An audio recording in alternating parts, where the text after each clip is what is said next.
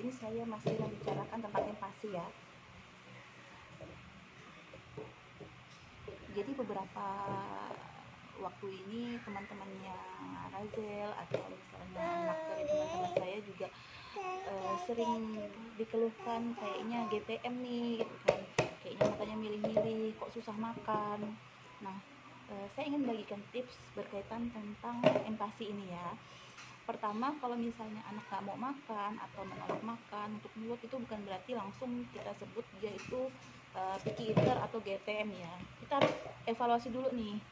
Pertama, jadwal makannya apa, waktu makan pada saat dia menolak makan itu terlalu dekat sama jam cemilan atau sebelumnya sudah dikasih makan. Di video sebelumnya saya sudah menyampaikan bahwa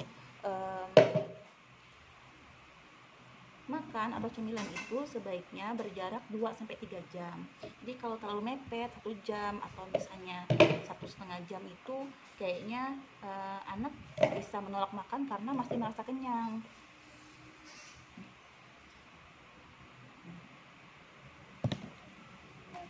Kan kita juga orang besar kalau lagi kenyang juga nggak bisa nih dipaksa makan lagi kan. Jadinya sebaiknya diatur jadwalnya ya, 2-3 jam sekali baru makan. Kemudian yang kedua, perhatikan juga rasa makanan. Biasanya makanan kalau terlalu tawar atau misalnya rasanya terlalu tajam gitu kan sebagian ibu sudah banyak menggunakan bumbu juga. Jadi kalau terlalu tajam juga bisa menutupi rasa asli makanan, sehingga mungkin anak nggak begitu suka jenis makanan yang seperti itu. Kan ada juga nih orang dewasa yang nggak suka sama makanan yang terlalu tajam rasanya ya, sukanya makanan yang agak-agak hambar sedikit. Nah, ini kan selera anak ya, diperhatikan juga selera anaknya seperti apa. Kemudian perhatikan juga suhu makanan. Suhu makanan kalau terlalu dingin atau terlalu panas juga anak juga nggak mau. Kalau Razel kalau misalnya lagi kepanasan, dia akan langsung nutup mulutnya. Nah, untuk mempercepat dinginnya makanan bisa aja nih mangkuk makanan si kecil dilapis dengan mangkuk yang ada airnya di dalamnya, sehingga pengadukan atau pendinginan makanan itu bisa lebih cepat. Kalau misalnya terlalu dingin bisa dihangatkan yang bisa ada alat, misalnya kalau kita di rumah itu pakai baby safe penghangatnya, atau air hangat atau air panas dipanaskan, lalu cup makanannya itu direndam dulu di mangkuk air panasnya selama beberapa menit sampai dia sudah menjadi lebih lunak. Selanjutnya lagi yang bisa diperhatikan misalnya alat makannya cocok nggak sama mulut si bayi.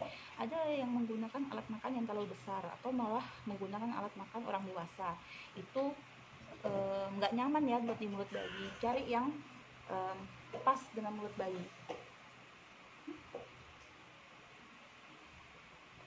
Oh, Raza mau ikut nyapa juga, iya.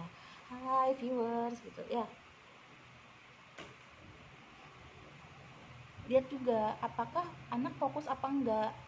Karena misalnya sebelumnya saya sampaikan ya, jadi kalau makan itu salah satunya hindari distraksi itu adalah memberikan mainan itu nggak harus mainan yang kayak gini gitu kan, nggak harus kayak gitu. Misalnya saya aja kadang-kadang kalau membiarkan Razel mainin sendok itu membuat dia lebih fokus mainin barang-barang seperti itu daripada membuka mulutnya untuk makan. Maka ajarkan anak untuk tetap fokus pada saat makan ya. Kan cuma 30 menit, selama 30 menit itu jangan dikasih mainan apapun. Boleh bermain, tapi bermain dengan kita aja sebagai yang ngasih makan atau sebagai yang ngasuh. Mainnya sama apa yang ada dalam di tangan kita. Main sambil kitik-kitik atau sambil tertawa-tawa itu masih boleh lah ya. Kemudian juga bisa jadi kalau anak itu menolak makan karena kondisi kesehatannya, misalnya tumbuh gigi. Kalau tumbuh gigi kan biasa nggak nyaman ya di daerah mulut. Nah, kalau misalnya seperti itu atau misalnya perutnya lagi nggak nyaman itu bisa aja si kecil menolak makan. Hai.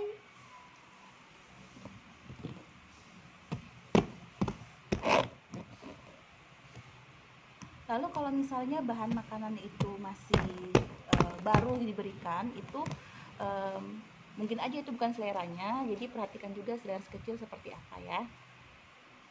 Baik, sampai di sini dulu video kali ini. Semoga bermanfaat. Sampai jumpa di video selanjutnya. Assalamualaikum warahmatullahi wabarakatuh. Oh ya, saya lupa bilang, kalau misalnya bayi dibiasakan makan dengan main atau sambil nonton YouTube atau sambil jalan-jalan, maka nanti pada saat dia semakin besar, maka si anak itu akan lebih manja. Manjanya kenapa? Dia nggak mau makan kalau misalnya nggak sambil main, dia nggak mau makan kalau misalnya kebetulan pas hujan, jadi nggak bisa dibawa jalan-jalan. Nah, jadi makan dengan mengajarkan anak fokus itu juga sekaligus bisa mengajarkan kebiasaan baik buat anak ya. Oke, sampai di sini dulu. Assalamualaikum warahmatullahi wabarakatuh. Sampai jumpa di channel Adin selanjutnya. Kok berenang?